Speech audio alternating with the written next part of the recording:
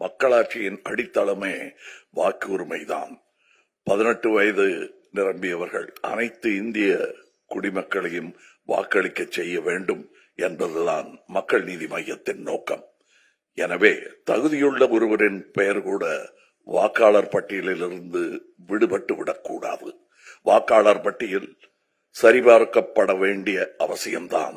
ஆனால் சிறப்பு தீவிர வாக்காளர் திருத்தம் ஏன் இவ்வளவு அவசரமாக செயல்படுத்தப்படுகிறது?